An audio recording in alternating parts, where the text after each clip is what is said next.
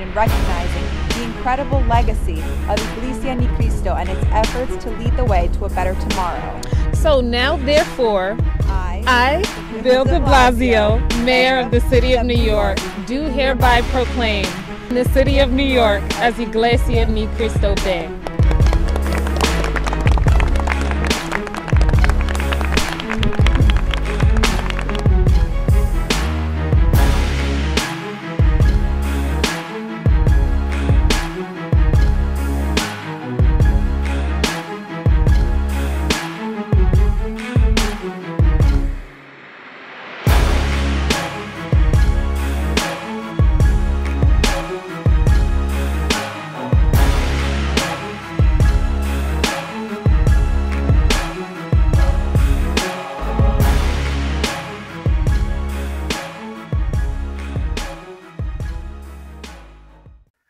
Hello, what's up mga kapatid? Welcome back po muli sa ating YouTube channel.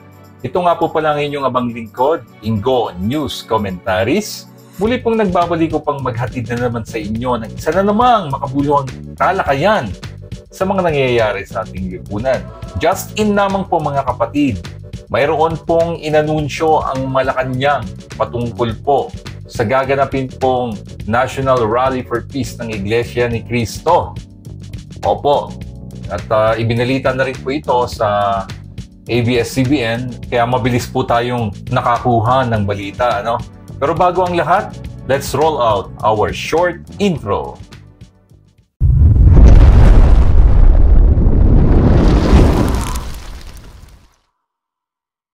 So ayan mga kababayan, mga kapatid, ano? Naglabas po ng memorandum ang opisina ng Presidente, particularly ang Memorandum Circular Number 76 na pinirmahan po ng Executive Secretary na si Lucas Bersamin. Ito po'y patungkol sa gaganapin nga po na National Rally for Peace ng Iglesia ni Cristo sa dako po ng Quirino Grandstand sa lungsod ng Maynila. So nakapaloob po dito sa circular ang anunsyo po ng ating pamahalaan. So ito po, babasahin po natin mga kapatid, mga kababayan. In view of the numerous participants expected to travel to and within the cities of Manila and Pasay on 13th of January 2025 for the National Rally for Peace of the Iglesia ni Cristo and to allow for the organized conduct of this event, work in government offices and classes at all levels in the cities of Manila and Pasay shall be suspended on January 13, 2025. However, those agencies whose functions involve the delivery of basic health services, preparedness or response to disasters and calamities, and or the performance of other vital services shall continue their operations and render the necessary services. This suspension of work in private companies and offices is left to the discretion of their respective heads. This circular shall take effect immediately. Done in the city of Manila, Philippines, this 10th day of January in the year of our Lord 2025. So signed by Lucas Bersamin. So yan po ang pahayag ng Malacanang hinggil nga po sa gaganapin na National Peace Rally ng Iglesia ni Cristo ngayong January 13, 2025 sa Quirino Grandstand. So yun nga po, malamang nakikinita na po ng ating pamahalaan na talagang dudumugin po ang pook na ito. Kaya naman naglabas ng Memorandum Circular ang Malacanang upang hindi lamang pagbigyang daan ang nasabing event, kundi para na rin sa mga maaabala ng mga commuters. Ano po? Lalong-lalo na po sa mga nagtatrabaho dyan sa mga lokal na pamahalaan ng mga nabanggit na mga syudad.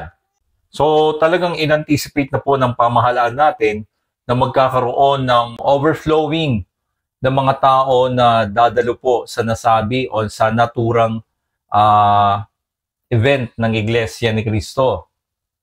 Kasi nga, kagaya nga ng sinabi ko sa mga previous vlog ko, hindi lamang po yung mga distrito at mga lokal o mga lokalidad ng Iglesia ni Cristo na nakapalibot po dito sa Metro Manila ang dadalo, kundi pati na rin po mga karatig ng mga probinsya. Kagaya niyan, mga distrito po sa Bulacan, distrito sa Rizal, distrito sa Cavite, distrito sa Laguna, maging sa Bataan, maging sa Tarlac at Pampanga, ay dito po sa Quirino Grandstand magtatagpo lahat. Kaya expected na po nila ang matinding trapiko. At hindi lamang po matinding trapiko, kundi matinding buhos. Hindi po ng ulan, kundi buhos ng tao, mga kaanib sa loob ng Iglesia ni Cristo na dadalo sa naturang event.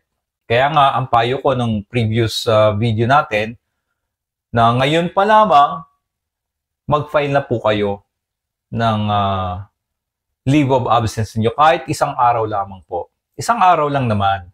Kasino lang naman yung isang araw. Para rin naman po yan sa kapakanan ng ating bayan. Para rin po yan sa kapakanan ng lahat ng mamamayang Pilipino. Ano po? So ngayon pa lamang po, humihingi na po kami ng paumanhin sa lahat ng mga maaabala, ng mga commuters, mga empleyado, whether government man yan or private sectors, humihingi po kami sa inyo ng paumanhin sa magagawa po nating abala. Gaya nga po ng sinasabi ho namin, isang araw lang po ito, pagtiisan lang po ninyo at asahan po ninyo na magkakaroon po ito ng isang mabunga at magandang resulta para sa ating bayan. At sa may mga masasamang budhi naman po dyan, ano po, lalong-lalo na yung mga fake news ng mga vloggers dyan na nagkalat, mapa-TikTok man yan, YouTube or Facebook, kung masama po ang inyong intensyon, wag na po kayong pumunta. Dahil makikita at makikita ho nila kayo, makikita at makikita ho namin kayo. May expose po namin ang mga kabaluktutan ninyo. Kaya ngayon pa lamang po, makibalita na lang kayo. At wag na ho kayong pumunta sa event para gumawa ng sandamakmak na chismis. Yan ay pakiusap lamang po namin sa inyo. Wag na ho kayong manggulo.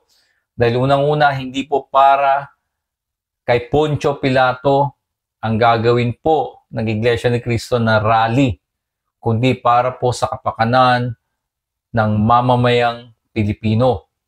So hanggang dito na lamang po mga kapatid, ang ating update. Sa mga susunod na vlog po natin ay tatalakayin po natin ang mga bagay-bagay na may kinalaman pa rin po sa ating nakatakdang event para sa January 13, 2025 National Rally for Peace ng Iglesia ni Cristo. So antabayanan niyo po ang mga susunod na updates natin. Hanggang dito na lamang po mga kapatid, mga kababayan. Ito po ang inyong abang lingkod, Ingo News Commentaries at your service.